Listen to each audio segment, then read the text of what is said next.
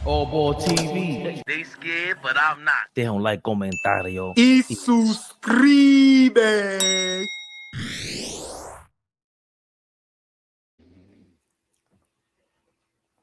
Yeah. Yes, Flea, I did. Look good, man. Good job.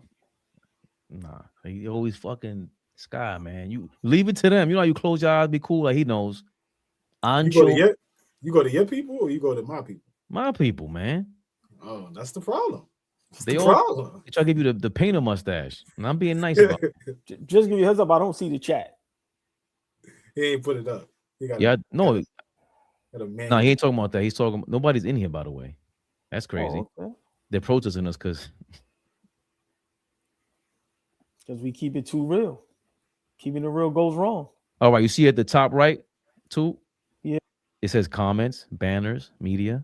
Click comments. Come on, bro. Don't do that. Don't try to embarrass somebody out here, bro. Flea, that was crazy. I hate comments. It's blue now. Like the comments thing. Yeah. Yeah, but nobody's in the building. All right. They're protesting us. It be like that sometimes. Okay, I see. Please, man. I like this guy. You like him because you think he tries to, like, me and Kabar have a love-hate relationship. That's my guy, though. He jumped in the chat the other day. He jumped in the comments. He said, I'm just pulling your coattail, baby. Don't act tough out here. I said, my nigga, I love it. That's what he said? I didn't see the response. Yeah. But he had a hell of a response. Why you always acting tough, man? Nah, he put a hell of a response in there when I responded back. So I rocked with it. The Flea unit thing is a joke. Yeah. This is not G Unit circa 2003, Flea. I'm not beefing with none of these streets. I'm too old for that. I'm not beefing with nobody. You see Dame and Jim Jones and these fucking morons, 80 years old. I love everybody. See my heart? I come in peace, y'all. You see the heart of my chest? I come in peace, man. Nah, I could tell when Flea's not on no bullshit, man. Good, baby. Cabal, I know it's not hate. Even if it was, who cares? Hate him. It's even better. What are you talking about, Cabal? You mean no hate? All hate. It's not hate. It's love. Yeah. Got some more people coming in. I don't think they get notifications. I put one up or maybe two up today. I fucks with you, my dude. Oh shit. Nah, he's adamant. He said, nah. Whoa. The beautiful, the lovely, the extravagant, the sexy, the exquisite, the elegant. Darlene B is in the building. Darlene Bryan, what up, baby? Fabian, how I'm looking, how I'm sounding. Talk to me, man. The sound is immaculate. The look ain't the look. I was pausing for effect. The pregnant pause was. Darlene B, what up? The look is great. The Wi-Fi is on point. Okay. That's all that matters. Okay. Say no more. Look good, man. Mellow Mike, the topic, are we on the right track, man? You see the thumbnail. Any other topics you guys wanted to talk about, please put it in the chat. Do we hate Cat? Yes, I've been hated him. AllBall, the flip-flopper himself. Gucci, flip-flop. No, excuse me, Nike. Nike Tex. I have nothing but good things to say about Cat today, y'all. Nothing but good things. I didn't realize I didn't understand his apologist crew was so large. He has an extremely large apologist crew, so I didn't know it was that large. Pause. Thank you, Darlene Bryant. You sounded look great. Now I got that you should be mine again, baby. That's Flea's fault.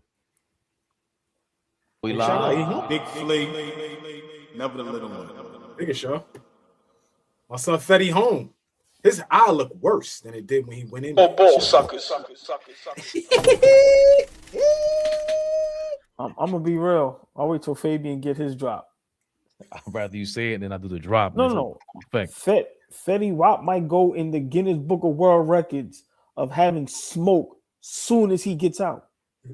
His baby moms tweeted on his neck. I'm talking about as soon as he got out. You ain't shit. That is the Guinness Book of World Records. That nigga was out 30 seconds. That nigga didn't even get a meal. It was A even good 30 hot seconds. meal. They said he was Nigga an didn't get a good intake. hot. Yeah.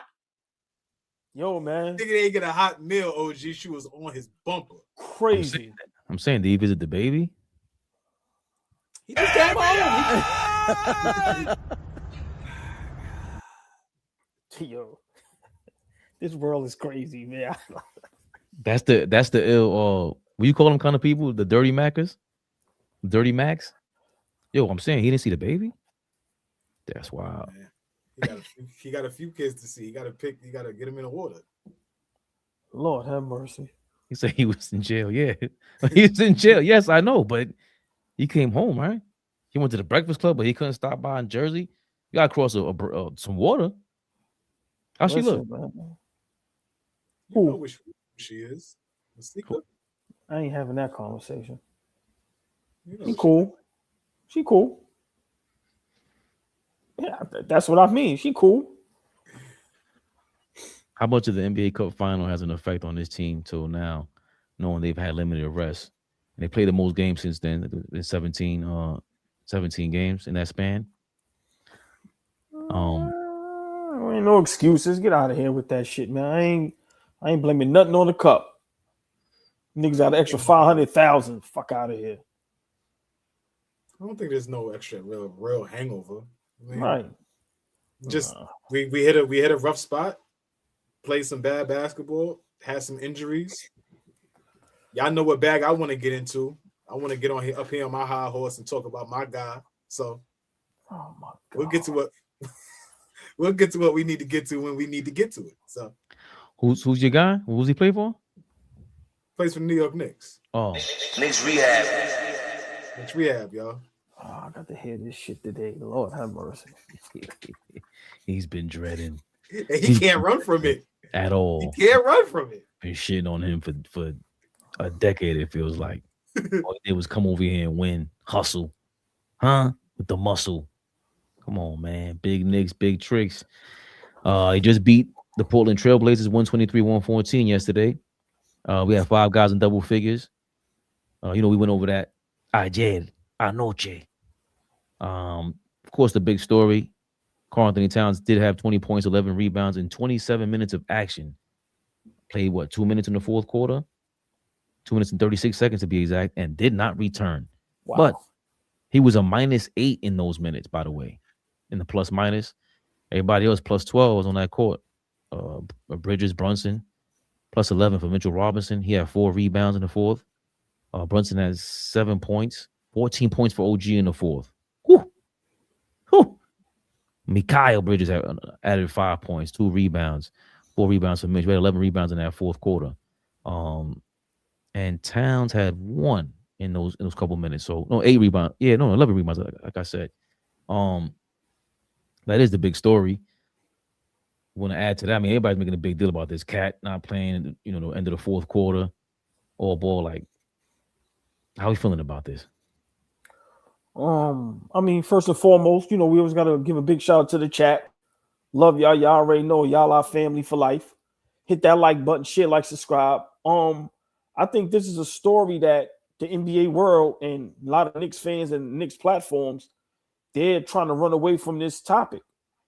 Because, I think Cat is very sensitive. And, if these guys look at social media, they watch TV, they hear the reports, they hear what people like us say about them. And, Scottie Pippen a while ago said, that today guys can't take criticism. They just want you to say nice things about them. So I think, Cat not playing basically the whole fourth quarter, that is a problem. And let's be serious. We look good in the fourth quarter with Cat off the floor, on both ends of the floor, offensively and defensively. Now, I'm not going to go as far as saying that we're a better basketball team without Cat, because we do need Cat, but we need him to play how he played last season in the first maybe month or two. Right now, Cat is in the way on both ends of the floor. He clogs up the lane because he doesn't stretch out the floor. He doesn't command a double team because he's always at the top of the key. He's not posting up. And then we know the liability he is on defense. So I think, Mike Brown seen that. and just said, I'm going with the guys, that right now, this is what the game plan is. I don't know how Cat took that. I don't know how a lot of Knicks fans took that.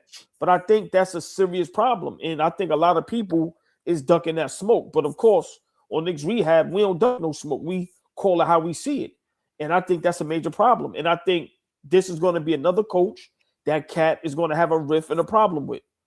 If I'm Karl-Anthony Towns, which I'm nowhere near and I'm not, but I'm just saying, if I think I'm the number one option, if I think I'm the best player on the team, if I think I was brought here, to get us over the hump and get us a championship, if I'm the highest paid guy and I don't play the fourth quarter, that's a problem. And a lot of these players, they are spoil you. And I'm pretty sure, Cat looks at that and sees Brunson and his crew, they basically get away with murder. With his guy Josh Hart and Bridges, they really don't get no pushback. They don't get no flack. And, it looks like they get to do whatever they want. Brunson is just as bad, maybe worse than Cat defensively. Why is he in for the fourth quarter and I'm not playing the whole fourth quarter? I think we have a major problem. And I don't know if it can be fixed. I told y'all this a while ago on Knicks Rehab. Cat is going to have to change his game. If he's not, we're going to continue to have this problem. If Cat is not going to be able to mix it up, get on the block, demand a double team, kick out for the open three, be a monster on the rebound and then knock down some threes, mix it up. If he's not going to be able to put his ego to the side and be able to stay on the floor and not commit silly fouls, I don't see how, this Cat situation with the Knicks gets better. I don't see, Flea is big on guys hitting their ceiling. Flea, I think Cat hit his ceiling. Fabian always says it. This is who Cat is. I don't think he's going to all of a sudden not commit dumb fouls. I don't think he's going to all of a sudden play good defense. I don't think he's going to all of a sudden not want to be a two guard instead of a center. So listen, I think this is a situation that I don't know how it gets resolved, but I think it's a situation. I think Mike Brown and Cat, I think that relationship is going to start being a little weird. And I think eventually, one of them is going to have to go. Before the season started, Cat, it was the only guy that we heard that, he's going to have to change his game because the offense is not going to run around him. I don't know how he's taking that, but we see this season, he's not having a great season. I don't know if he's having an all-star season or all-NBA third team season. So him not being able to get on the floor for the whole fourth quarter against the Portland Trail Blazers, which, like I said, I know they won 5 games, great young team, but still, that game was in the books. We was going to win that game, even though the game was close. For Cat not to be able to get on the floor in the whole fourth quarter, I don't see how things can get better between Cat and Coach Mike Brown. Lee, what you thinking? I don't know if you want to respond to last night's game in general.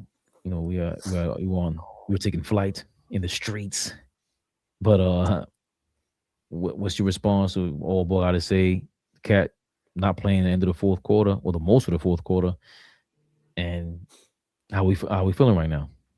Yeah, I'll respond to the Cat situation. I think we'll get into last night at some point again in a few minutes, but I think it's all about nothing for me. It's really not a big deal for me. I think we brought Mike Brown in to coach per the situation. Per was put in front of us what the game looks like, what the game is calling for. I think we called Mike Brown and asked him to be the coach because he was going to make adjustments on the fly. That's something that Tibbs wasn't doing. I can absolutely agree with that. Tibbs was a stubborn coach. He was going to roll with his guys no matter what the game looked like. I think Mike Brown, one of his best attributes is depending on what the game looks like, the situation, who's rolling, who's not rolling, who's impacting the game at a high level, who's not, that's what you roll with. And last night, I don't think Cat was bad. I think I was in the chat when y'all were recording last night. And I even said to myself watching the game last night, when he was playing, I don't think he was bad, right? I think he could take it up another notch because he is that good. But for what he did last night, the spots that he chose, rebounding the basketball. I thought he was impactful while he was out there. Now, in terms of just not playing the fourth quarter, like I said, I applaud Mike Brown for doing that, right? We saw last year Tibbs bench Bridges in the fourth quarter, and we all came up here and was like, yo, what the hell is going on? But sometimes those situations and doing those things as a coach is indirect motivation, right? I saw somebody in the chat say splinters on the bench are the best teachers, right? So when you sitting in a spot, right, you're not out there complaining to the refs. You're not out there flailing around. You're not out there not taking advantage of your matchup. You're not out there to do anything because you're not in the motherfucking game, right? So that feels a certain way when you just sitting on the side watching the game go down to the wire and you think that you can be impactful. So I think it's all to do with nothing. I like the fact that Mike Brown made a decision and stood where he needed to stand. Aside from OG Anunoby just completely taking over the fourth quarter, Mitchell Robinson was incredible in the fourth quarter. Rebounding the basketball. I saw somebody in the chat say the other day, is Mitch even a rim protector? Well, I guess he heard you, because if you watched last night, Mitch was protecting that rim, right? So I thought he was spectacular in the second half, especially that fourth quarter, and it just didn't call for Cat to be in the game. That doesn't mean that the contribution that he gave in the 27, 26 minutes that he played was nothing. Without that 20 and 11 that he produced for us, I don't think we win the game. We're not going to make that up somewhere else. But I just think he needs to add on to that. 40 and 15 is not far-fetched for a guy like that. 35 and 10 ain't far-fetched from a guy like that. We're not asking him to do things that he's not capable of. We've seen that type of output. OG just alluded to it last year. The first 2 months of the season, Cat was on a chopping block. Not from me, not from AllBall. Cat was on a chopping block from Fabian. Fabian was like, this guy got to prove to me that this trade is solid. In the first 2 months of the season, after 60 days, Fabian had to come here and tell y'all, all right, he's playing good basketball. So that's why we are holding this dude accountable and holding him at such a high standard, because we know what he's capable of. We know how talented he is, regardless of what OG said. I don't give a fuck. Well, I love OG. The dude is talented. I don't care. I was here I saw what happened last night. The nigga's talented, y'all. I don't care what my OG says. But that's where the attitude comes from. That's where the anger and the frustration comes from, because the dude is super talented. And with him being a top 2, top 3 center in the league, with him, always taking advantage of his matchup, playing at that level is what I'm saying, OG. If he does that, can nobody deal with us? There's nobody in the NBA that could deal with us if we play at that level. He's capable of doing that, and so that's where the frustration comes from. But I think it's all to do with nothing. He didn't play last night in the fourth quarter. I don't think that that's going to be a pattern going forward. You're going to need his scoring going down the stretch in certain games. And I'm going to just leave with this, and I'll allow you to move on with the show. Josh Hart. Let me get that to y'all again. Josh Hart. It's 2 words, y'all. It's 2 words. Who was that? We ain't done with Cat. Josh Hart. Are we live? Big Flea. It's 2. Never the little one. It's 2 words, y'all. Josh Hart.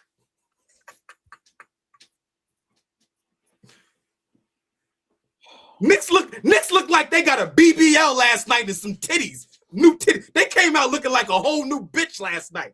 You kidding me? Don't let me get on my shit. Go ahead, Fabian. Move us right along. Don't let me get on my shit. You were doing so well before you with this high to low bullshit. No, fuck out of here. I don't. My guys look different last night. You seen the swag? You see how niggas is walking? Niggas is talking, diving for loose balls, rebounding. Different ball club with my son on the court. Hey, Fabian, can I just ask you a question? Is this the same Josh Hart in the Eastern Conference Finals against the Pacers? Just asking. Yeah. No, it's not. No, it's not. It is. No, it's not. Same guy. No, guy? It's not the same guy. It's 6 months later.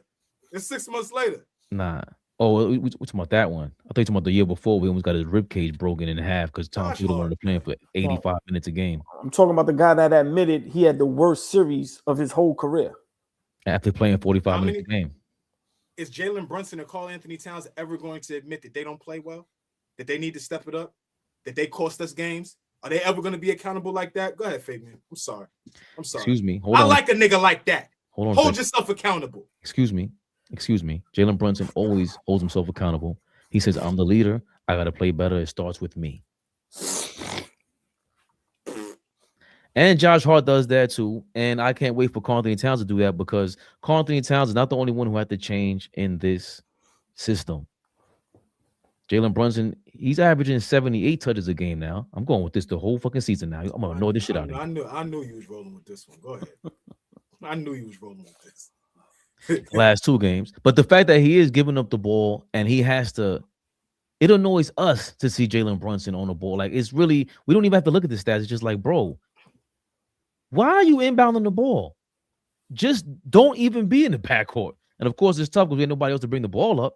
But he has to go off ball. He has to learn how to be more Steph Curry-ish, the Reggie Miller-ish role, the Rip Hamilton's role. That's what he has to do now. And that's how we have to create our offense. Is Cat playing a Sabonis role? Like, I don't even know what that means. I understand the attempt and trying to make me see what you guys see. But Sabonis is not as good as Cat. Like, Cat's been to back-to-back conference finals. He can guard Joker. I ain't never heard Sabonis and defense in the same sentence ever. So it's tough. I think it's frustrating for Cat to really be the point guard in this system. And that's where he's at with it. And maybe he has to vocalize that more. Maybe he needs some more simple plays to tell Mike Brown, like, yo, I still need to get this going. I need my confidence. You got to recognize something. I just don't see the need. I don't understand why it's a big deal for us to critique him. There's a bunch of people in the comments going crazy about Karl-Anthony Towns, even though it's starting to die down. And I think we're just blaming him for what's been going on. But who else can you blame it on? Like Flea said, I saw Karl-Anthony Towns. The first critique I ever had of him in Minnesota was, yo, you really drive left? You drive to the left to the basket and try to finish with your right hand? That's what the fuck you do? And last year, he was not doing that early on. So he was finishing with his left hand, left hooks, all kind of shit. And he was in the MVP conversation. Proved me wrong at that point, and I was okay with him. But after that, strength of schedule got harder. It's Tom Thibodeau, so he's holding you down. And this year is just, there's no way that we can. We'll talk about Josh Hart in a second. OG, all these guys. And I always point to OG Anunoby being the second most important player on the team. And he might be because ever since he got here, he got the best winning record in all of basketball. But there's no way OG Anunoby's going to mean more than Karl-Anthony Towns when we talk about a championship. What he did last year in the playoffs, that was a bit, he turned up against the Pistons. That fadeaway, I don't know if he can do that shit throughout the season. I don't know if the NBA Cup kind of hurt him because we saw that happen to LeBron and them. I don't know. Like it's not like he doesn't work out. Karl-Anthony Towns, we never considered him fat, out of shape, none of that shit. Maybe during the season last year when he got hurt, he couldn't really get on the treadmill, whatever it was. I don't see how we can win the championship without him taking it up a notch. And if you guys think he's done, then that's tough. Because I still believe that he can, put up that playoff effort that he did last year. And him playing at the end of this game or not playing at the end of last game, you hit on the nose, Flea. Bridges got benched in the fourth quarter plenty of times last year. Plenty of times. And he was still complaining about too many minutes. They used to bench R.J. Barrett, and plenty of fourth quarter when Tibbs was here. So what's the number one thing we complained about last year in the playoffs? Was Brunson coming back into the game when we were up 17. We were perfectly fine with your ass on the best bench watching. We didn't need you in there for that was hero ball shit. That was some old school baseball, dumb, superstitious shit that Thibodeau did. So if Mike Brown would have done that yesterday and they lost, could you imagine the headlines then? You put Cat in the game when they lost. And Portland went small ball. We went over this stuff earlier, Flea. Portland goes small ball. Then he got hurt. They put in, I don't even want to say his name. I don't want to disrespect him. But he didn't bring Cat in because he wanted a small ball lineup. Somebody mentioned that OG played the ball in the chat. That was ill. Because I always said, I seen OG guard Joker, Giannis, and Embiid. And I still don't think he's playing great defense to his standards. He's a different level of defender. And for him to play the 5, score 14 points. Now maybe the Melo conversation from that you sent me earlier, Flea. Now he can have some sort of, credence in that. But they closed the game out. I thought Melo was a little premature with that. That's why I put it in, man. I didn't. I can understand the vote of confidence. I can understand that you would hope for him to strive to be the best two-way player in the league, but OG's offensive game is not one of somebody that could dominate a game night in and night out, right? He can have good moments and great nights, but I would expect him to be great on the defensive end. And if he does show up like he did last night, then great. But I think Melo was a little premature. Little premature on he's the best two-way player in the league in the game.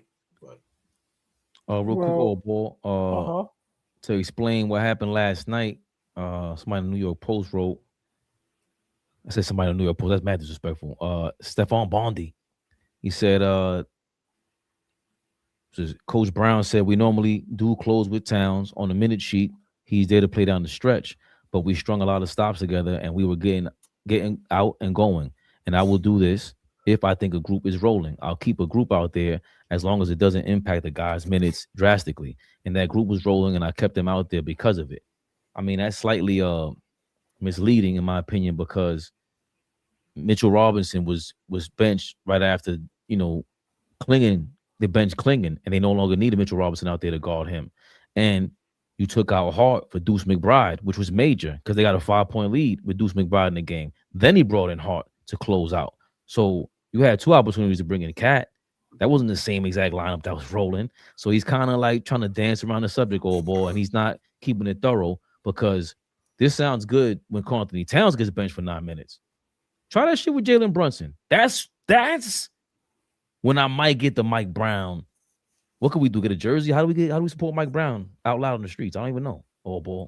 I just know shitting on Cat is too easy at this point. So first I see the beautiful, the lovely, the sexy, the extravagant Tori B is in the building. Tori B, what up? So Tori B, what up? Oh, that's what I'm talking about. Yeah. Gotta find my way back. Way back. Oh man, listen. It's smoke. Love to everybody. Love to everybody. Yeah. Tori V, come back home, baby. I gotta start tempering some of this shit down. People, Tori B, I gotta start tempering some of this shit down. See what I'm saying? When they think the grass is green on the other side and all that. Yeah. Come back home, baby. Yeah. Nah, but don't just stop. Tori B, what up? But what up, Tori V? Fabian, you always try to compare Bridges being benched to Cat being benched. There's no comparison. Bridges is probably the 4th, maybe the 5th best player on the team. That is not the same as keeping Cat on the bench. It's not even close. And let's be honest, how many games that will be rolling and they still put Brunson back in the game? You not telling me Cat doesn't look at that and think that's a problem? I don't care how much y'all got it rolling. I'm Karl-Anthony Towns. I was brought here for one reason and one reason only. For us to sit up here and act like, if you put yourself in Cat's shoes, like I said, these guys, listen, they getting the big money. They got the big egos. If you don't think that's a problem, then okay, cool. We ain't got to have that discussion. But I'm going to call it how I see it. I think this is another coach that, when we started in October, November, December, January, we 3 months in. I think this is another coach that doesn't like Karl-Anthony Towns' style of basketball, or it doesn't fit his style of basketball. It's no coincidence how many coaches this man done had. It's no coincidence. And now we watch Mike Brown bench you in the whole 4th quarter against the Portland Trailblazers. Listen, we've seen many games where we all up here, don't put Brunson back in the game. The ball is flowing. We winning. Everything is going great. And how dare they if they don't put Brunson back in the game? So for me, I think this situation is bigger than what people think it is. I think it's a real situation. And I don't think there's something that's going to fly lightly. We see guys like Paul Pierce, Jeff Teague. We see guys, even Gilbert Arenas. We see people explaining what's going on. They're seeing, yo, it's a problem. Something is wrong with Cat. He don't look happy. This. Listen, we see it every day on Knicks Rehab when we watch the games. I think, Cat's body language, even in the fourth quarter when we was winning the game and just on that run and playing great and well, he wasn't on the bench cheering and going crazy. He looked upset. So for me, I think he's looking at it going, okay, when we rolling, y'all still put Brunson back in the game. Why I can't get back in the game? So I'm going to say it again. Go ahead. You saying the same thing I am. What? What's that? I want to see Mike Brown leave Cat in the fourth quarter and bench Brunson number one. I can't wait for that. That would be, but apart from that, there got to be a reason for that. To win. What do you mean? We saw the reason last year in the playoffs. Yeah. But what I'm saying is, you just can't do that to make a point. Like last night, I don't think he was making a point. I disagree with that. Of course, he's making a point, bro. No, hold on, please. You got to explain. All right, so now explain this, because now you taking this another level. Because me and AllBall are conspiracy guys. If you don't think he's making a point to everybody, including Brunson, all of us, fans, whoever watching the game, I want to win. This is the best lineup. I got to make a statement. Highest paid player on the team, you sit on the bench for the rest of the fourth quarter. That to you is not a statement to Cat and the rest of the team. I don't look at that as a statement to Cat and the rest of the team. I look at that completely different. I look at that as he's doing his fucking job. He's coaching. Y'all niggas wanted him here. Y'all niggas wanted him to come in here and coach. So that means, come in here and coach, not at the expense of our two best players. Coach, but don't humiliate or don't put our two best players in a position where they don't feel like they're loved and they're wanted. Bro, he came in here to a team that was on the cusp of going to the NBA Finals. I'm sure Mike Brown understands the severity and the urgency of being the Knicks head coach.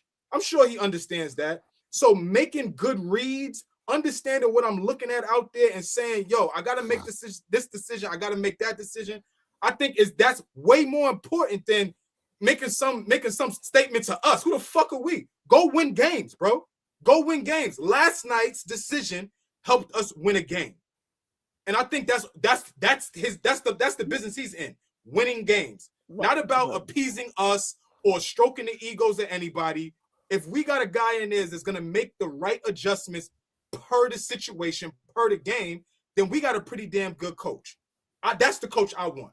If Cat couldn't finish last night just because it didn't call for it, oh well, as long as it results into wins, though. If we're losing games at the expense of him trying to say, I can't have Cat in the game, but now we can't find offense because they're blitzing Jalen Brunson, OG and Mikal not hitting shots. Like, you need Cat in the game. I don't think Brown is that dumb not to play him when he needs him. Last night, I don't think what he needed from him was necessary for us to win the game when we won the game. So I'm not mad. As usual, Flea explains the exact statement that I was referring to. I rest my case. Thank you very much.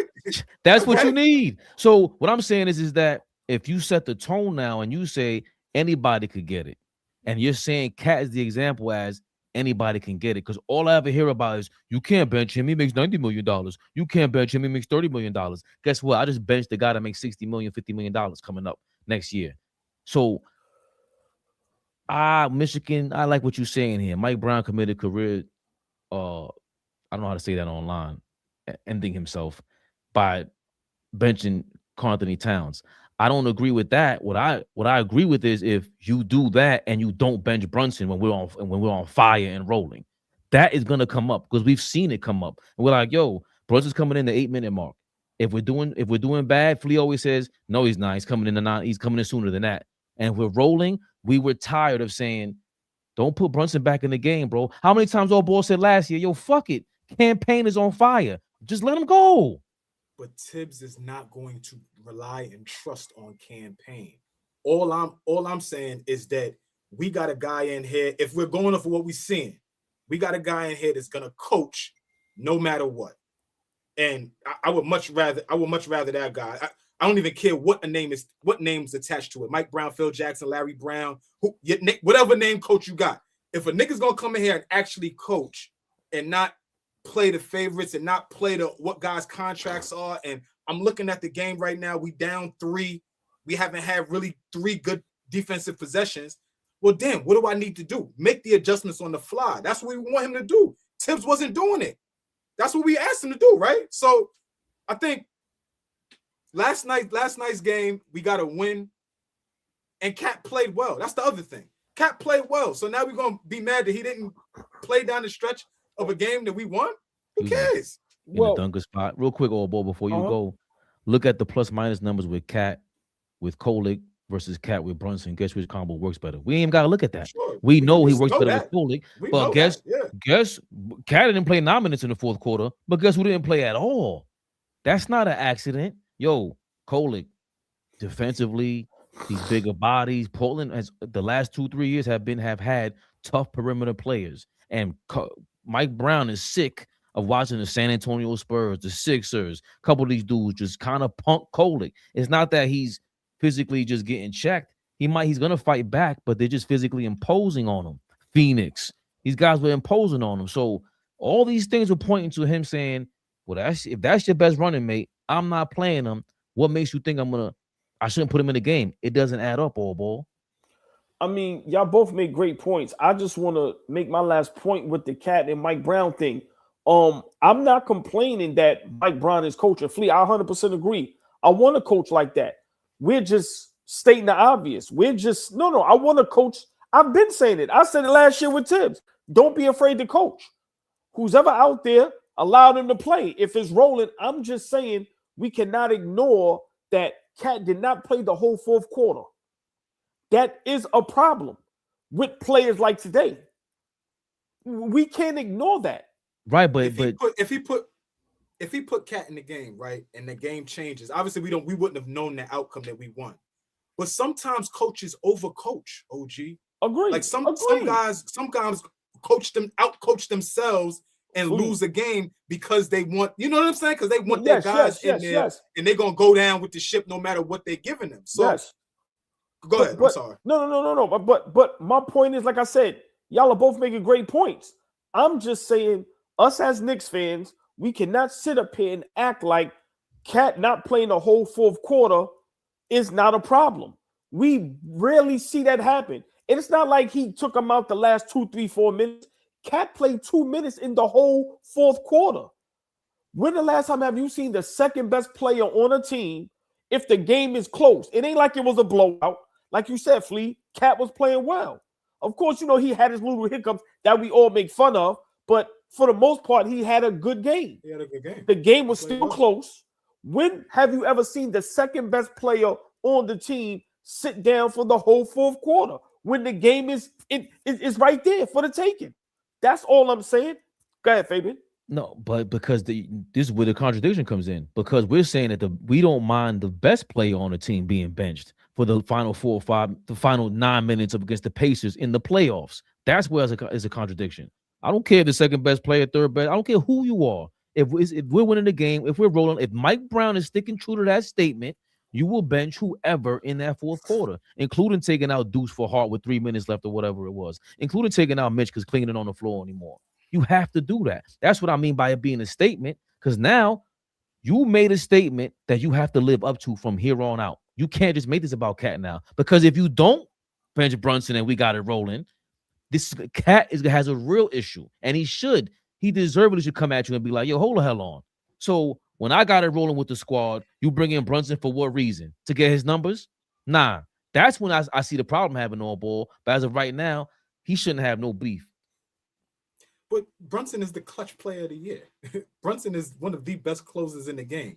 If you need to close out a game, like for me, miss me with the favoritism shit going on the team.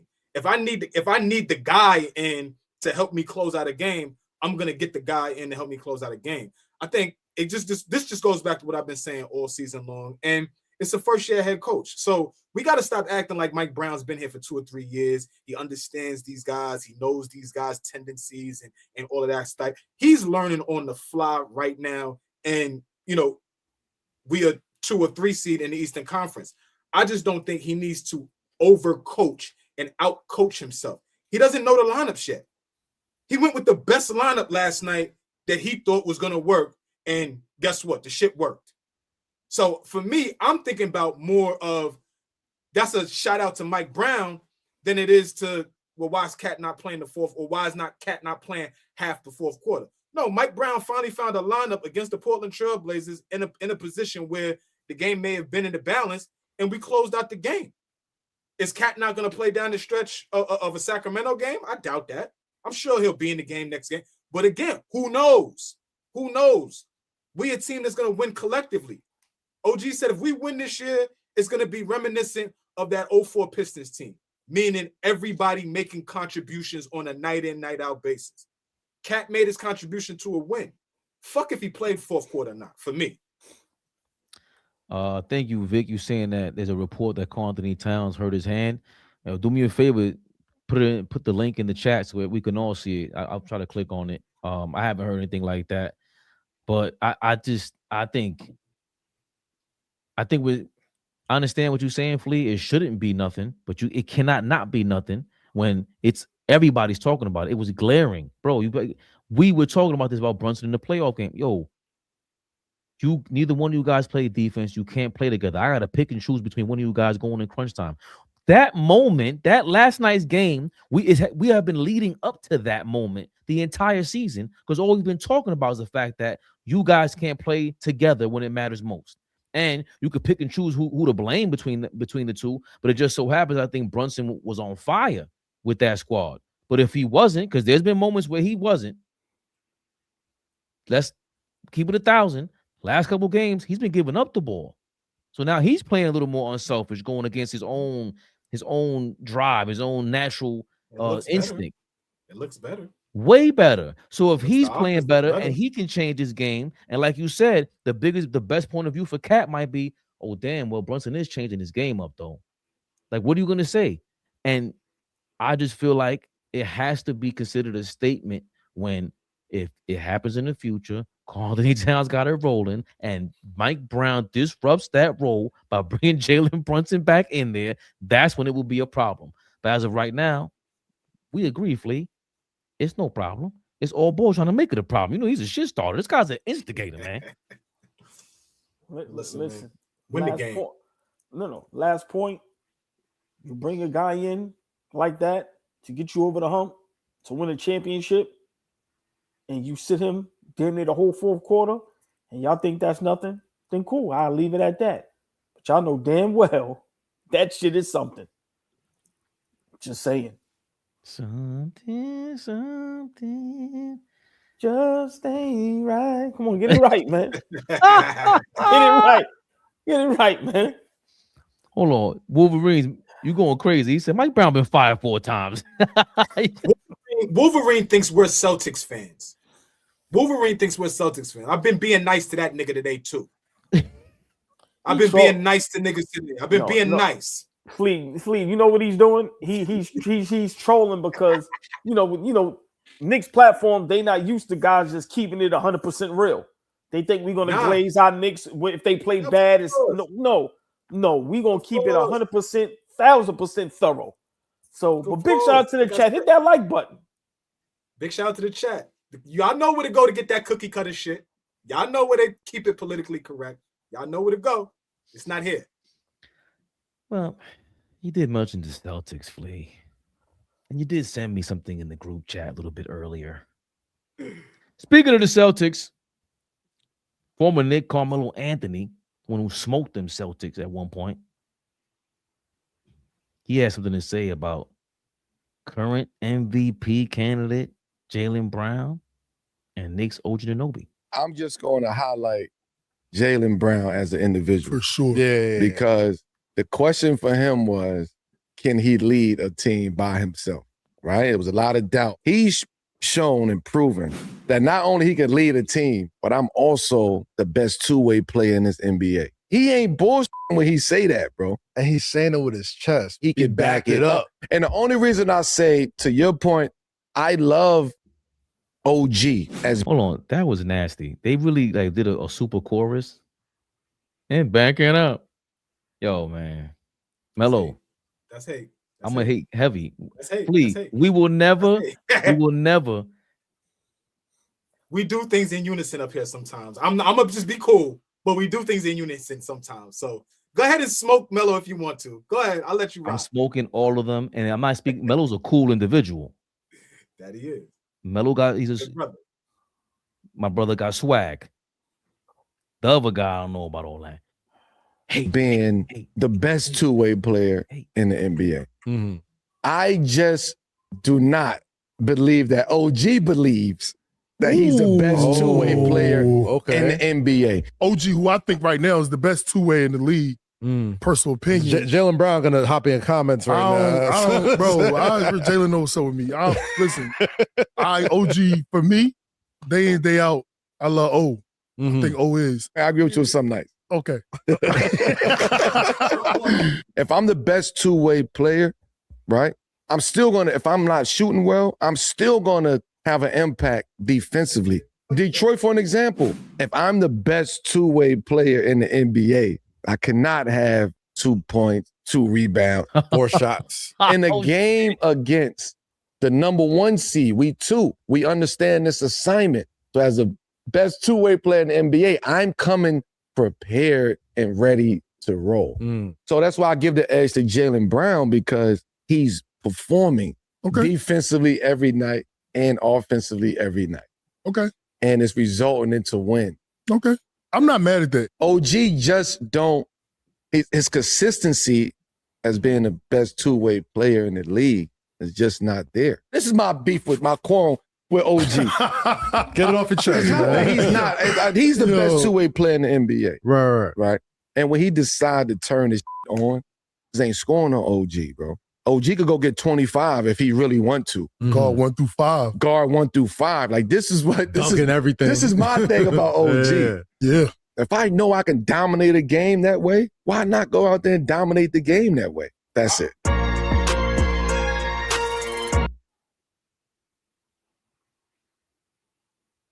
That was Carmelo Anthony. I didn't hear the rest of that, so yeah, that makes me feel a little better. Carmelo Anthony on the Jalen Brown versus OG Anunoby, who's the best two-way player in the game. I mean, AllBall, what are your thoughts? I'm gonna just say this for one. You niggas do not look cool when you niggas up there with glasses of wine. Just being honest.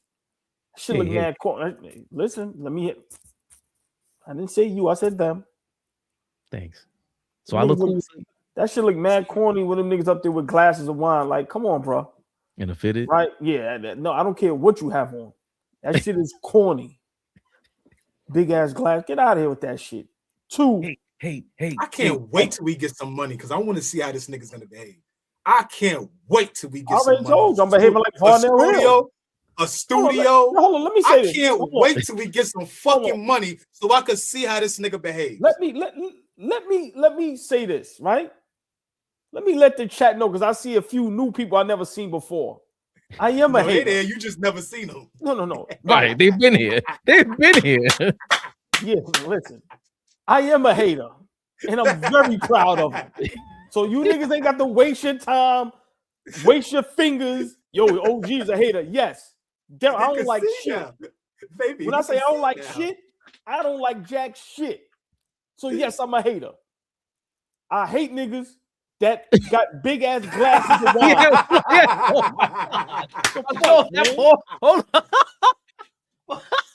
Oh, yo, I hate niggas. You almost something like this. Look. Please. He's almost down. He's almost too light to pause after that statement. Oh man, no, because it's like you sitting there like this. Look, so I'm watching put that shit down, man. Oh man, get the fuck out of here. That was good, OG. Nigga said, I hate niggas. Yeah, that pause was purposely too. Oh shit, that was good. That was good. Listen, they already think you reeking, so you. Oh this shit, is that was man. good. That was funny as hell. Listen, I'm a light-skinned black man, not Puerto Rican. Something happened. Yo, Something happened nigga said- way back. Shit got mixed up in the whole that. I'm a black man now. Washington RL said you looking too comfortable saying that. Nigga said you looking too. Right. Hold on. Hold on now. He Hold said, on. Look, run up on me. You gonna see a nigga now. You gonna see a Right? nigga now. All been in this 5'8", nigga. Right. But listen, I love y'all. Y'all know. Listen, we have fun up here. We keep it real, but we have fun. Man. But yes, I am a hater. I hate that Melo is sitting up there with that big ass glass of wine. Sit that shit down and make a real tape. I'm a Knicks fan, diehard Knicks fan. 48 years old. I've seen a lot. OG is not the best two-way player in the NBA. Sorry. He's not even the best defender in the NBA. We know offensively he's limited. So we have to start being honest. And this is what I don't like about some of these platforms. Just be honest.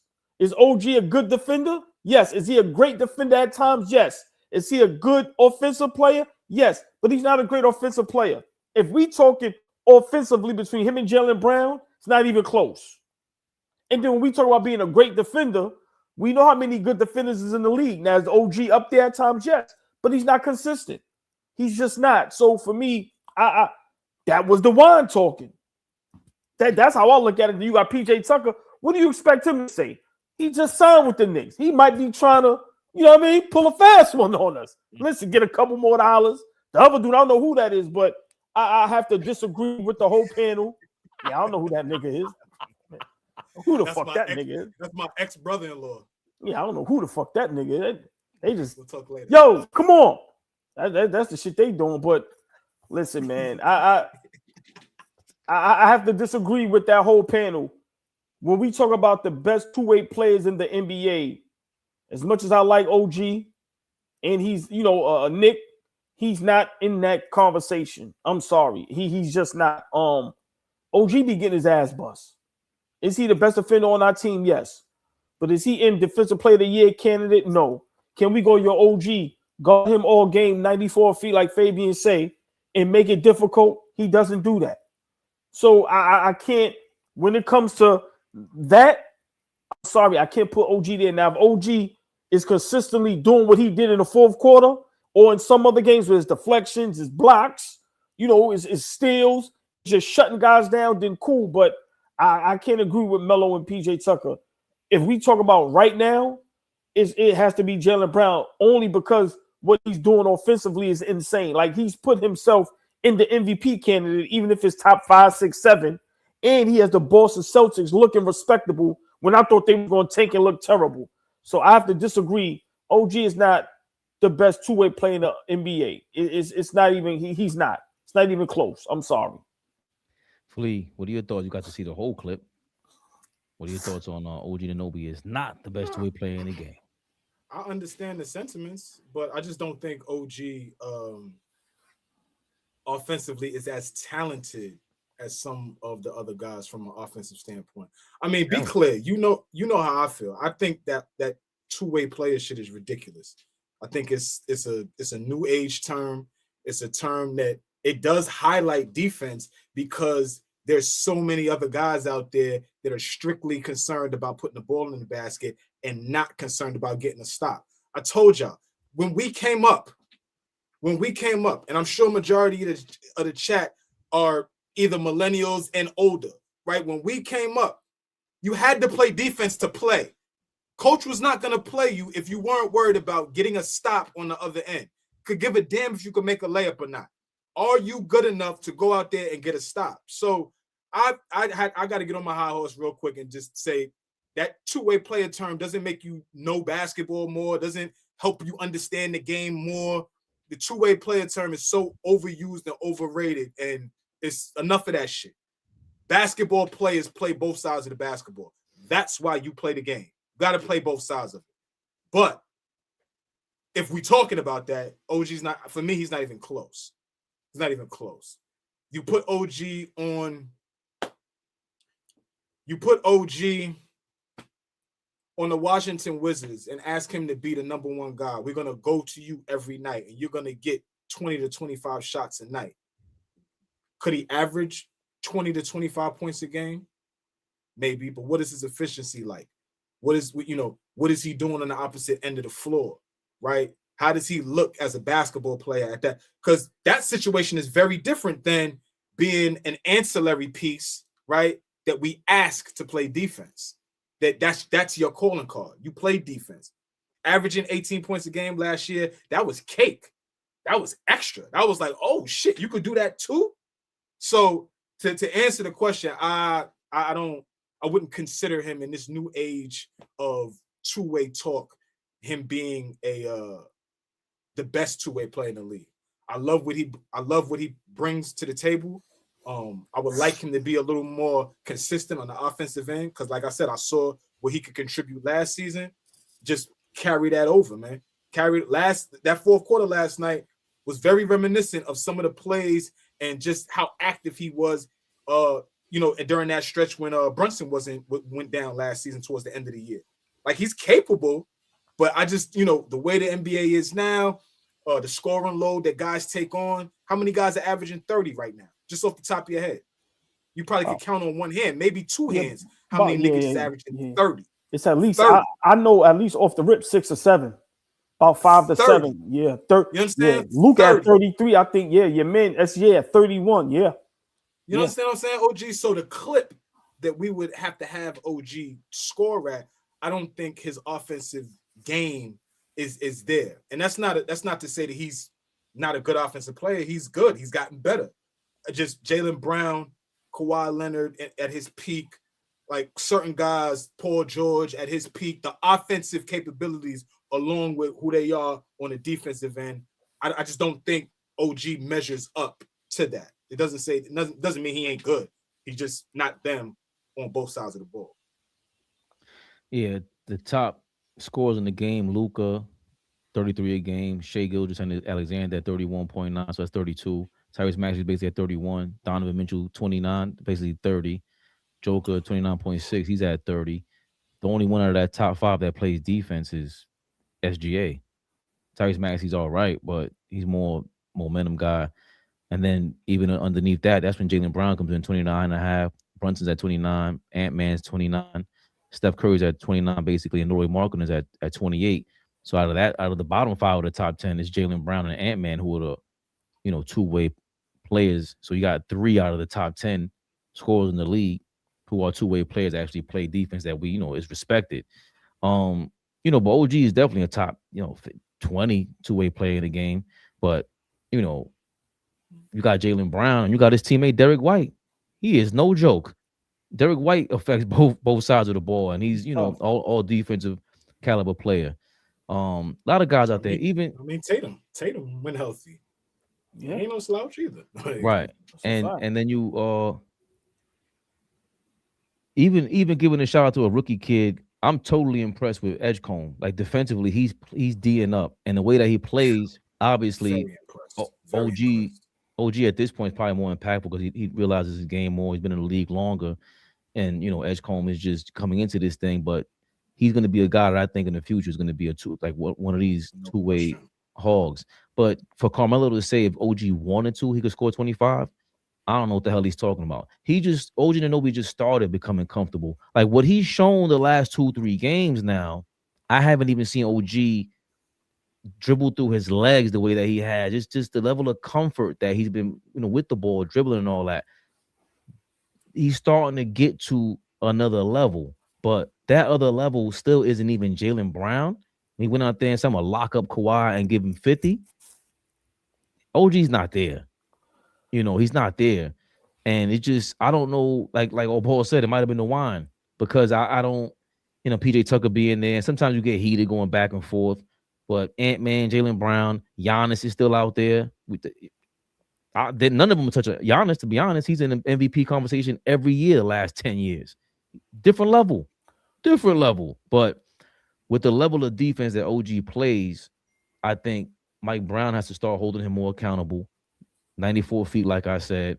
Also, just being way more active on the defensive end. I don't want him to be more of an offensive threat if it means we lose our defense because you could clearly stop possessions. But Jaylen Brown, Listen, Jason, his teammate went down. Jason Tatum. Jason Tatum is the guy that got all the love, even when he stunk it up in the championship, missing all the shots. He plays kind of a point guard level with the Celtics, but Jaylen Brown had his teammate go down. He had his knee drained in the summertime, and he still went out and took this year personal. He's on a different level right now. He's the lead dog on the team. OG is ways like Flea said. He goes to the Wizards. He ain't doing that. He ain't pulling off the MPJ over there with the Brooklyn Nets. He's just not. And y'all know, ain't nobody a bigger OG fan than me. You just can't be. So Melo is definitely drunk like a skunk on that set off that wine. That's crazy talk. Just crazy talk. Somebody said in the chat, I don't know who it was, but big shout out to them. I think OG is probably one of the best 3-and-D guys because his 3-point shot has gotten much better.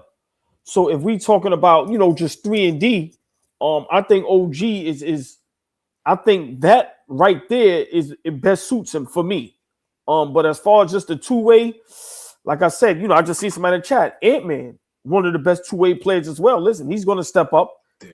Right. So what those guys like Jaylen Brown and Ant-Man, and like I said, I ain't trying to be funny. You could put a Victor Wembanyama in it. Like I'm just saying what these guys are offensively, that's what sets them way apart from OG. Now, can OG light it up and get hot? Yes, but those guys, you can put the ball in their hand and go, take me to the cup, take me home. So, I can't go with that, but I like OG as far as the 3-and-D. I think as long as he keep working on that 3-point shot and he's able to knock him down wide open, I don't see nothing wrong with that label. But two-way, I can't get that to him. Sorry, because just his lack of offense. It's not even close when it comes to those other guys. Sorry. Yeah, I thought we picked him up to play a huge role for us, not to be some best two-way player in the league. I didn't think we went and got him for that. When we traded for him 2 years ago, he made an immediate impact on what side of the ball? The defensive side of the ball. Like, he made an immediate impact. He completely changed our defense. We was calling Tibbs a fraud as a defensive-minded coach at that time because our defense was so shit. OG walks through the door, and now that label had to get off a tick because we just looked so much different on the defensive end. So I just think, overblowing who he's supposed to be. Like, he didn't have to play that role in Toronto. So why the fuck is he coming over to New York and acting like he has to be, some second best player on the team? He don't have to be that. How he's made his living in the NBA is being a solid defender and just gradually continue to work on your offensive game. What is his peak? Melo, if he's the best two-way player in the game, what the fuck is his peak? Right, that makes no sense. Right. So it's like the role that he plays is exactly what impacts wins and losses for us. So I don't think that he should even try to strive, because he said if OG thought he was the best player, maybe he would play like that. I'm paraphrasing right now, but even now, I don't even know if I would want OG thinking like that. No, we don't have the team that you need to be. I don't want you to think the thoughts that Kyle Kuzma has. I would never want you thinking like that, OG. Don't ever think the way Kyle Kuzma thinks. You see what I'm saying? Yeah. Kyle Kuzma ain't never seen a shot he don't like. Kyle Kuzma thinks he's way better than he is. Right? I like that OG understands his limitations, who he is as a basketball player. Y'all niggas let me be who I am. So I think I'm fine with who he is. I would also rather him try to imitate Drew Holiday before Jaylen Brown. Like, Jaylen Brown's just Drew Holiday on offense was never Jaylen Brown. So dominate on defense, go for Defensive Player of the Year, and then go play the dunker spot. Pick and choose. You can't play point guard, obviously, but he has been bringing the ball up more. But run the floor. He gets stuff in transition. Passing the ball to Mitchell Robinson when he's in transition. His court vision is improving because he has the ball more. He has those reps. But nigga called him a Timu Kawhi. I'm sorry. That's why I don't be wanting to see the chat. That was funny. Nigga called him a Timu Kawhi. Come on, man. What's wrong with people? That hurt, man. That hurt. Timo Kawhi is crazy. that stole my thunder, man. God damn it. I'm going to the super chats. I'm going to go to people that pay for the hate. Thank you. Sam I am clearly a Detroit fan. Detroit basketball. Appreciate Thank it. $4.99. $4.99, but he ain't so nice. He gave it twice. Thank you, my brother. King Speech said, What we got to do for that other $4.99? Send it again, nigga. You feeling trigger happy, nigga? Send it again, nigga. Don't play with it now. Flip on that button one more time.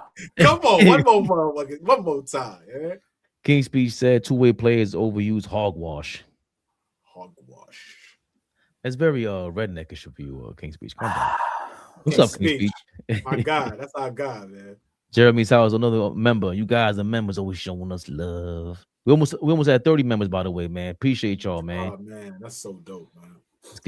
Let's get to 40 by the end of the week, man. Yeah. Jeremy Sowers, I'm scared every time OG has to dribble.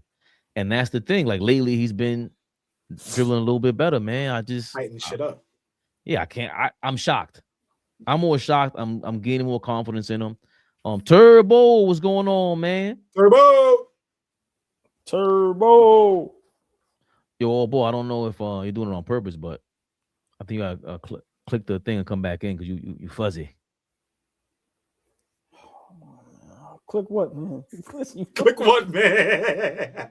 You gotta X out of it, click the X button, and then type in on a tab and then type in StreamYard again. All right. He sounded so depressed. All right. He's all right. Was mad depressed. All right. Yeah. While we wait for him. Please. He's not here to hate. Our guy. Josh Hart. Who that Flea? Who's it? Josh Hart.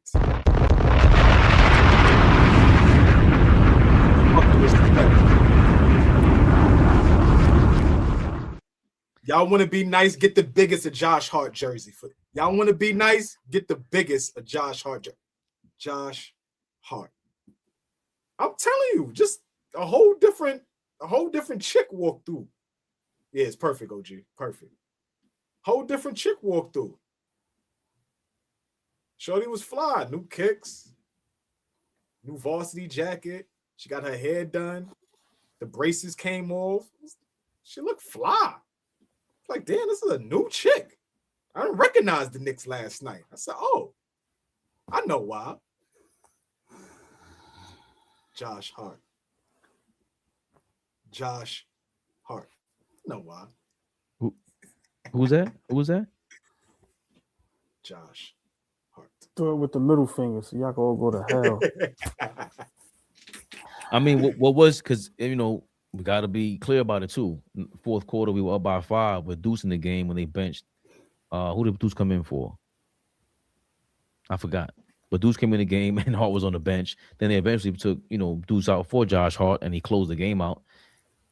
There was something there. We gained momentum. We were down, I think, 93-92, and we up 5 by the time Deuce got out the game. For his defense, I believe Josh Hart makes a lot of low IQ plays, but he makes up for it with energy, similar to like a Russell Westbrook type. And you just can't deny the energy, though. Like he's all over the court trying to grab rebounds. And with that kind of style, I think the defense is just the opposing team. They're just like, damn, we got to watch out for this dude, man. He's just annoying. Best way to describe him for if you were playing on the other team, you have to watch out for this dude. You're 7 feet tall and he's still snatching rebounds from you. He's annoying, AllBall. No matter what you say, hater. What you got to say about Josh Hart after last night? Hate on Josh Hart. He helped us win a game last night. So I have to ask my brothers, and please, I need the chat to answer this question as well. Listen, in that chat, hit the like button, become a member. Let's show some love, y'all. Let's go. We work hard at this thing, and listen, we love to entertain y'all. Hit that like button, but I need y'all to answer this in the chat just as well as my brothers. Is Josh Hart the second most important player on the Knicks? I'm gonna ask again. We already know Brunson right? Is Josh Hart the second most important player on the Knicks? Flee that record. What are they, 15-4 with Josh Hart as a starter? 19 and 11, 2011 now with him just playing games in general. 500 basketball without Josh Hart. Josh Hart. Tell me another nigga on the team that does what Josh Hart does. All encompassing as a basketball player. Tell me another nigga on the team that we're going to get out of what Josh Hart gives us. Because obviously he's going to do things that is going to, we're going to frown upon, right? Turn the basketball over. Push pace when he don't have numbers. Attack the rim when there's 7 and 8 footers around the rim and you can't go up a 7 footer's chest. But the fact that he's aggressive, the fact that he's always pushing tempo, the fact that he never lacks energy, he's diving for loose balls. All of that was infectious yesterday.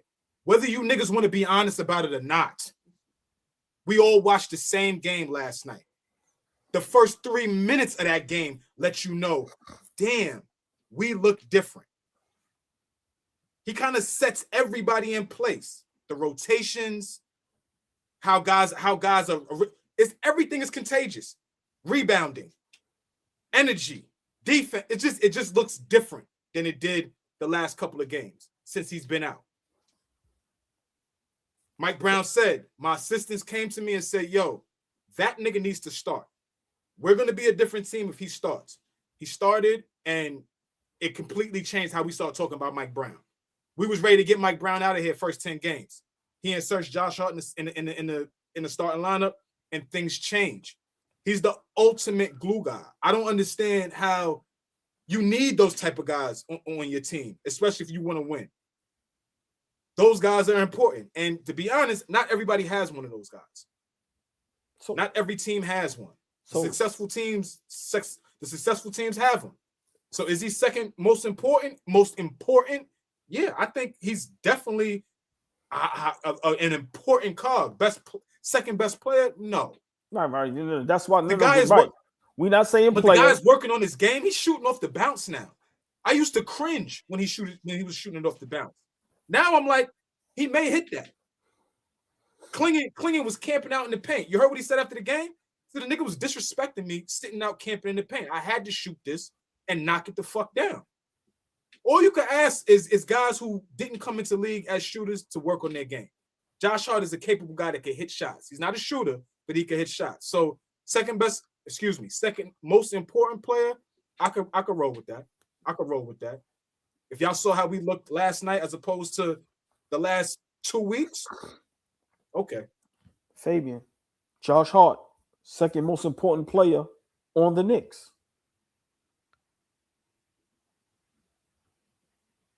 He can't be. Like Karl-Anthony Towns is, Josh Hart can't do what Karl-Anthony Towns does. In the playoffs last year, you always point to it against the Pacers. Josh Hart admittedly said, like, yo, it wasn't a great game, wasn't a great series. And, Karl-Anthony Towns single-handedly won us games, on the offensive end. And, he's just 7 feet tall. He means that much. Second most important player, it can't be. This guy made $50-60 million for a reason. He has a lot of reasons why his importance is what it is. I mean, is if you trade him, how happy is Jalen Brunson? That trade better be Joker or something, or Giannis, and something that just makes the game and life easier for Brunson. And also the leadership role, the energy obviously was missing last night. As great as Deuce is, and as much as Deuce can fill a lot of lineups and make more sense with a lot of lineups instead of Josh Hart, he doesn't have the leadership and it's like there's an inspirational side to Josh Hart. Like there's things about people that it's the wrestling side, and you can't avoid it. You can't ignore it. That's what Brunson is when he's on fire. That's what we're waiting for Cat when he turns up. When Mitchell Robinson's blocking shots, that's the whole, now the Rock's in the building. Like that's when we start going crazy as Knicks fans. Once we start thumping our chest, that's what Giannis has. We compare Josh Hart to Draymond, but that energy that Josh Hart has, we never have to worry about him being a pro. As crazy as he is, I say he has low IQ plays. but Cat, as important as he is, we don't feel like he's a pro. Josh Hart was on the bench, twiddling his thumbs at the beginning of this season in prayer mode. He should have had surgery on his thumb. They were all suggesting this. How many injuries has he overcome? A lot of what this guy is doing is a lot of inspiration behind him. That's why he's a fan favorite. That's why he got compared to Starks, who Lee hates for some reason. But as far as importance goes, I think his importance is Josh Hart's importance is obviously more so the vibe. He sounds like he could say whatever he wants for the most part. The way he talks to the refs, how many players have a relationship with the referee the way he does, and he be going crazy. Cat clearly can't talk to the ref like Josh Hart. Yesterday was the first time I seen guys high-fiving in a while. First time I seen guys smiling, looking like they had some type of energy, some type of cohesion, looking like they wanted to play with each other, right? Or be out there playing on the court with each other. That's the first time in a while. Not saying that it hasn't happened, but over the last week, 2 weeks, whatever it's been, the rut that we've been in, last night we looked like a completely different team. You have to be honest about that. That's just the facts from the work from the tip off. The first 5 minutes of that game, you could tell, okay, the Knicks look different tonight. They just look different. So if he can have that effect on us, I love that. I love that. That does not mean that because he has that effect on us that we need Josh Hart to be 20 points a game, that we need him to be playing out of his role. The role that he plays is exactly what he's doing, and we just need that to just carry over and continue throughout the playoffs. Real quick, I didn't see this. Mike Brown talking about the Knicks' relationship with the officials. When you start barking at the officials, which we could have because it was 6-16 at one point in terms of fouls, but if you start barking at the officials, now that takes energy away from what you're trying to do and focus too. And now you're focused on officials instead of just going to win the game. So I applaud all of our guys, and I've been talking to our veterans, Jalen, Josh, Big Cat. Hey, you guys, it starts with you guys. You guys got to leave the officials alone so that everybody else falls in line there. And I thought our guys were fantastic tonight with it. There goes Mike Brown. I don't want to say picking and choosing who the leaders are, but he's pointing right to the leaders, the guys who have the relationship with the refs. And those are usually the leaders of a team, now that I think about it. The guys who could talk to the ref, like Draymond going crazy on the refs. Anytime, it's too many players talking to refs today, and too many players looking for a reverse. Too many bums just coming in the game and they flop and reverse. No, not for you. Matter of fact, why don't you sit your ass down on the bench? Reverse that. But I like him calling out in public. That's the Phil Jackson shit. Very famous for that. I'm pretty sure coaches did that before, but Phil Jackson was infamous, and he was way more Machiavellian with it. And I think it's Machiavellian. I just flipped it like Pac did. But you the biggest Pac fan. You should know how to say that word. Machiavellian, because it's IA. But just I like that, Flea. I like him holding on players accountable. Yo, stop talking to the ref, bro. All of y'all. And it starts with you three. You three. Stop. You niggas. Yeah. Look, man.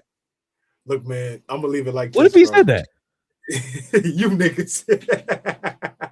In the locker room too. You niggas. That would have been good. A coach. We could go off Mike Brown's track record, or we could look at this as a clean slate, and this is his first season with the New York Knicks, and we got to go off a game-by-game basis or quarter by quarter, halfway mark. Like we should be critiquing this guy, gradually. There shouldn't be this jump out the window thing anytime we win or lose and things like that. Mike Brown is figuring this thing out. But one thing for sure is he ain't sitting there idly wild, just like looking up in the sky. He's coaching. You can see it. He's coaching. He's getting the young guys in games early in the season to see what he has. He's trying to empower some other guys so that he can make sure he has them once playoff time comes.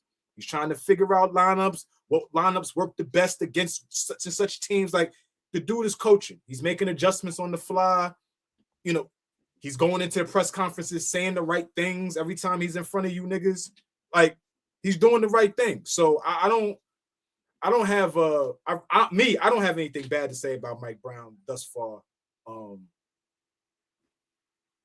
This is what y'all wanted. Y'all wanted Tibbs out. We got a new voice, and I think as of right now, yeah, I think Mike Brown is not just laying there dead. He's doing the best he can coaching this team.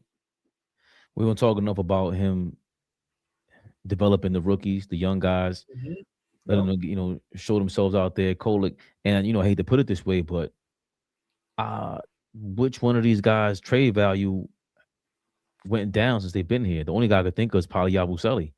Everybody else, Huck Porty, Kolek, McCullough, Diawara, they all have trade value now. Dadier's dropped because he showed that he couldn't keep up, and I think that's part of the going back to what Dolan said about Tibbs. He doesn't really want to collaborate. He's stubborn, which is what we all said. I mean, the fact that the owner echoed that is pretty telling.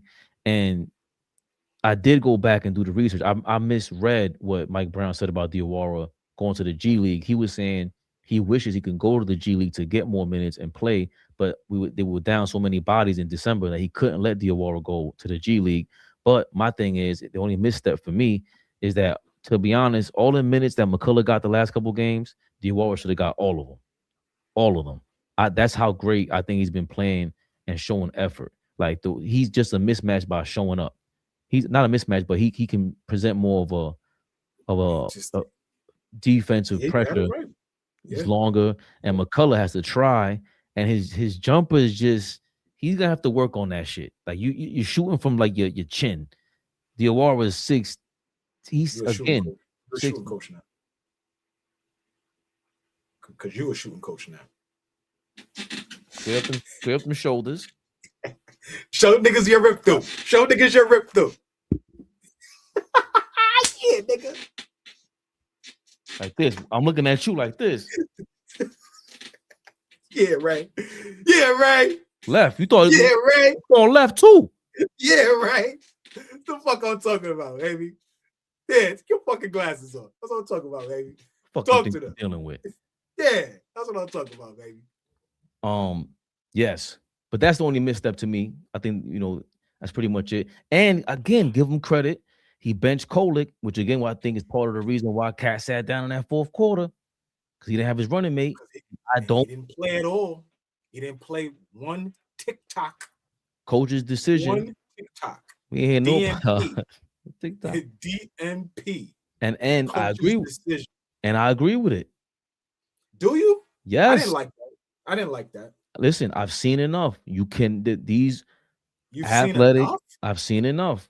We saw it last year where it's like you can't. You're not aggressive enough with your shot. You're not looking for your shot. This year you came in looking for your shot. Then all of a sudden, he had a nice run. The NBA Cup was dope. But the second time around with the Spurs, they were starting to bump him. Philly, bumping him. I think Detroit, when you get exposed like that, it is what it is. I know De'Aaron Fox smacked the ball out of his hands, but now, Jeremy Lin is far-fetched because Jeremy Lin got straight up exposed. I don't think Kolek is that because I see a lot more fight in the kid, Kolek. Yo, Ray, I will never forget. Was it a Friday night in Miami? Yes. Was it a Friday? Yes. That Friday night in Miami. Bad. I sat there, but I was like, yo, okay, Mario Chalmers, okay, D Wade, okay, LeBron, okay, who else? Shane Battier. Was Shane Battier on that team at that time?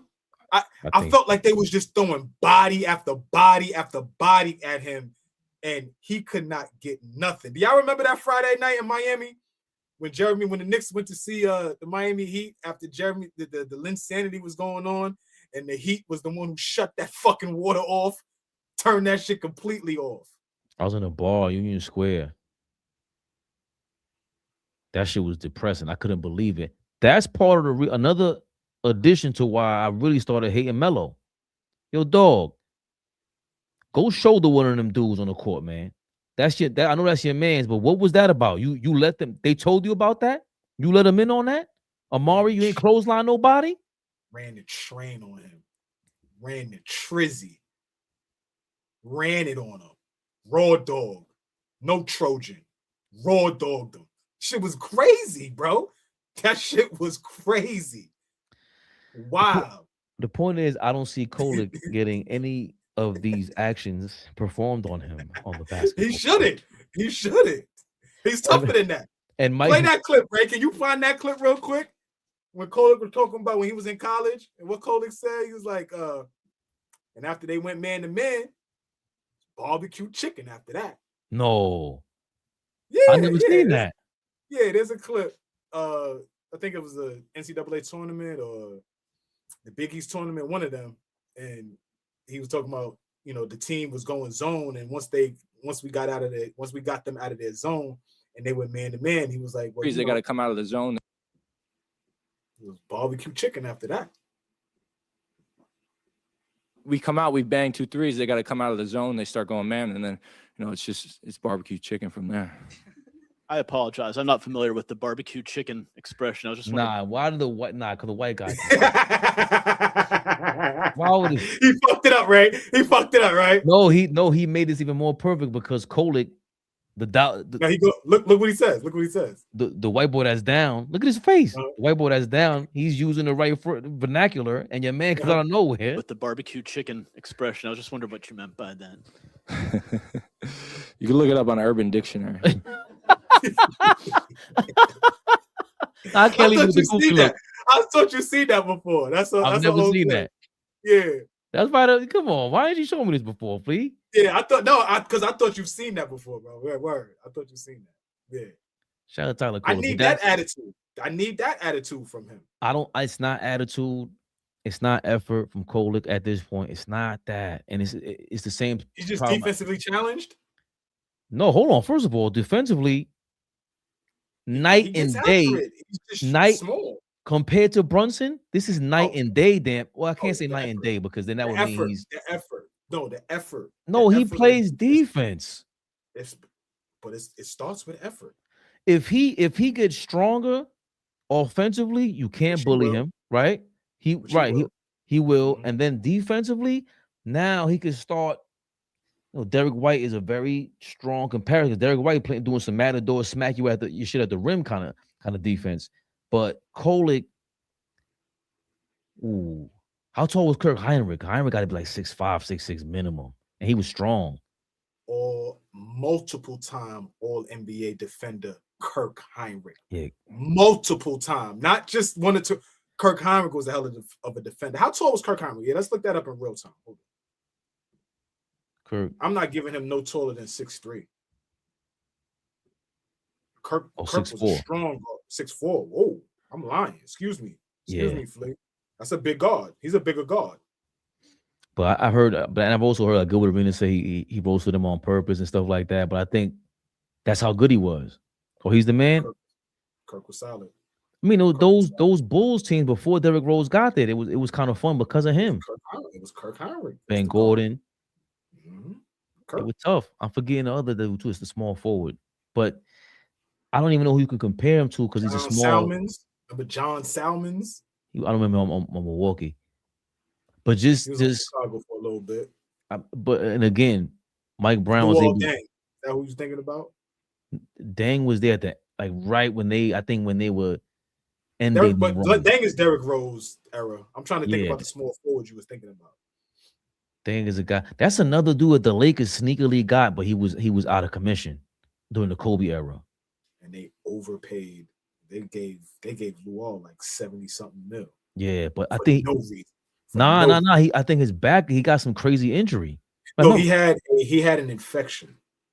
He had an infection. Something happened where Luol had some kind of infection. We don't want to talk off the cuff. Go ahead, Ray, and pull it up. But I know Luol had some type of infection, and they wanted to keep him off the court or something like that. Several severe complications. Spinal tap. We were both kind of right. Yeah. It was something. Yeah. A lumbar puncture performed to rule out meningitis, which led to a spinal fluid leak, causing intense headaches, neck pain. That would have been crazy. That was in 2013, and that happened. What happened with the Bulls? That's what I'm saying, and they still paid him. The Lakers still wound up paying him. That's why people said it was an overpay because he was never really healthy with LA. He played some. How many total games did he play with LA? I didn't think he played any, but hold on. Stats. He plays 57 games in total in 2 years, 7 points per game. Yeah, he wasn't where he needed to be. 57 total in 2 years. I don't even remember him on the Heat. Wow. Yeah, he had a cup of coffee in Miami too. Oh no, so I'm remembering it totally wrong. Because he played for the Cavs right after that. After he went, I guess when LeBron was still went to Miami. The Bulls traded him to Cleveland? Nah, I don't remember Luol in Cleveland. I don't know if he ever suited up in Cleveland. He played 40 games with him. He played 40 games for Cleveland. I don't remember that shit at all. Hell, 40 games for Cleveland? What year is that? 2014. Cavs acquired Luol Deng from the Bulls. I can remember that. For Andrew Bynum? Kyrie is over there at the time. Kyrie there. Kyrie's like a second, third year player. Who's the coach? Byron Scott? Who's coaching at that time? Who's coaching? Byron Scott coaching who? Cleveland at that time? Byron Scott coached the Cleveland Cavaliers? Yeah, if I'm not mistaken. Yeah. I even think Byron Scott might have coached Kyrie. Keep it real. Nah, because I was watching Cleveland game. I was watching Kyrie that rookie year. I could be very wrong. So who's the head coach for the Cleveland Cavaliers once Kyrie ever gets drafted? Coach Brown. Because Mike Brown was with Luol. With Luol Deng. Mm-hmm. I could just look that up, right? Cavs stats. I mean, yeah, that's easy. See, I was right. Mike Brown? No, I was right for Kyrie's rookie year. Go look at what? Go look who. I know I was right. Yeah. He coached for 3 years in Cleveland. I don't remember. So Mike Brown Kyrie's leaves. rookie years. Damn, Mike Brown leaves, and they get. That shit is a fog now. I just was so excited about Kyrie when what he did to OKC's rookie year. That rookie game was crazy, but when he crossed Westbrook up and he won the game. So I said, homeboy, listen. He was kicking everybody ass that year. I was arguing with my man Joe Rose. Shout out to Joe Rose. He was telling me like, Steph Curry's the best shooter ever. So I'm like, I know that, but Kyrie ain't too far behind, dog. This guy is insane. Dog. Whatever level is under Steph Curry, won't put Ray Allen, all these guys, and that's all because of timing. He ain't playing the wrong era. Special. But Kyrie Irving, from the rookie year on, I was like, dog, he could hit any shot from anywhere. This kid is crazy. He's just a little guard. Special. We don't know NBA rant. You know what I'm saying? AllBall gets an upgrade and just dips. Whatever, AllBall. Shit on him, talking behind your back and all that. Yeah. Is he gonna rewatch this? No. I know my man. He'll never hear about this. And tomorrow I'll be like, yeah, AllBall, what's going on, man? He's such a great guy. Great fellow. I know what this was. Knicks Rehab. No. I know the vibes. Pessimistic 76ers fan. You've been getting at us all night. Y'all need to tell. I don't know what you're talking about. OG Anunoby, Knicks Pretenders. Send them that one. I don't know. Where's the Sixers channel or podcast? Happy for you to be here, but we're Knicks fans, brother. Why are you here? Appreciate it though. Pessimistic 76ers fan. Thank you for joining us. They said, why are you here? Because they want to hear pure, real, raw basketball talk. Well, as Cherokee always says, when you step into AllBall's house, wipe your fucking feet at the door. She uses she does not use that language. She doesn't use that language, but she's a lady. Wipe your feet at the door. Tomorrow. Oh, by the way, we are not staying up for no damn skate of Sacramento Kings and Golden State. I'm gonna try my best. Watch me 1 hour like this while I fall asleep. Like that shit is a fucking one of these boring ass crazy documentaries my wife be watching. Lou Boog, what's going on? King Speech is going on. Bodega Wi-Fi, all you guys showing love. Trapped in the 90s, you are hilarious. A couple funny guys. Yeah, there's some good guys. There's some good guys in the comments. Main source. Main source. Always showing love. Word. JT. William was here. Big Will was here tonight. Nostalgic Nick. William always showing love, man. Always had us dying. I forgot what he said earlier in the comments that had me crying. East Blue Drew. What up, Drew? If you're still here, what up, Drew? Business- Cabal was here tonight. That's my arch nemesis. That's my guy, though. Glad he was here live with us tonight. That's my guy. Business Boog. Thanks for standing on business. He said, fuck the Sixers. Yeah. Mr. Wolverine, 1986. I'll let you make it tonight, big dog. I'll let you make it tonight. I love the hate. But I'm listening to Kubar and I'm being nice. He told me, be cool, Flea. I said, all right. I'll be cool. Be cool, brother. Are we getting Sadiq Bey? I'll take it. Be nice. It would be nice. You know how I feel about him. Real quick before you get off, would you trade Mikal Bridges for Trey Murphy? Yes, right now. Yesterday. That would mean we gave up 5 draft picks, Mikal Bridges, 6 draft picks, because we got to give him a draft pick. We're giving him a draft pick and Mikal Bridges. Get it done. Do it yesterday. Do it last week. Get it done. You asked me a question about Trey Murphy and Mikal Bridges. I would prefer Trey Murphy on my team. He's a dog. Love his game. Love him. Love him. Being honest, Cat fell off, not doing nothing against us. He's unhappy. Worry about your ball club. What the fuck is Embiid going to do? How are you going to maintain healthiness for the remainder of the year, for throughout the playoffs? Make the playoffs first. Do that. Be respectable. Ball. That's how you say it, ball? Are you one of them balls? Bull. They're I saying don't know how bull. to say it. I ain't one of them funny talking niggas from Philly. I don't want no I ain't one of them. smoking no Philly. You be afraid of them niggas. Them niggas is butt. I'm a paranoid individual. Yeah. Leave me the fuck alone. Everybody. You watch every Knick game. The youngest in charge. Jeremy's house. They don't know. You watch every Knick game. We're frustrated. We argue with Knick fans about our team.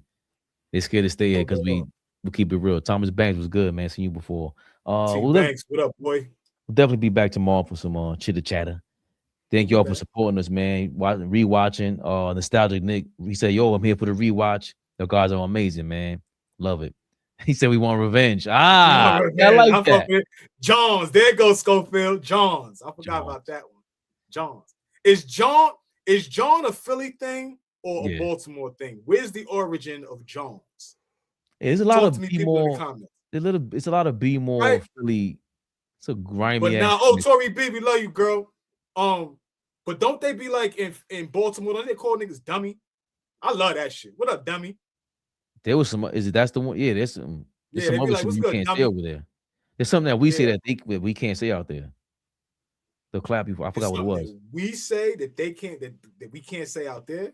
Yeah, they say, it was some. I'm like, or that they say that we will be like, yo, what? Well, I know in Philly, like if you call a nigga a nut in Philly, like that's wildly disrespectful.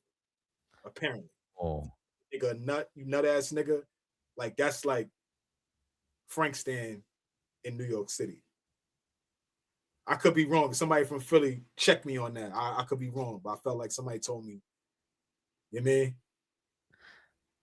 Nigga say you fucking nut. Also, be cool, man. Mind your business. Mind your business, man. You just gotta be cool. Gotta be cool. She's on a cruise right now. She's chilling. She's enjoying herself. Well, I'll check on her when she gets back. You just be cool. What happened to Wells? He was in a car accident. Oh yeah. And now he's on social media taking pictures. So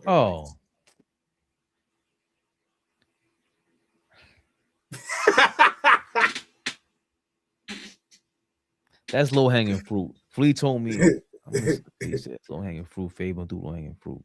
Nah. That is low hanging fruit. Nigga got in a car accident. He got a couple scratches on his face. He's taking selfies and posting for the world. That's what happened. What was in the Thanks, cup? Cherokee, for the update. What was in the cup? Tomorrow we'll be back with some reactions. Hopefully we'll run the NBA. Thank you all. Get us the fuck out of here. Could have been anywhere else. Mañana. AllBall TV. They scared, but I'm not. They don't like comentario. Y suscribe.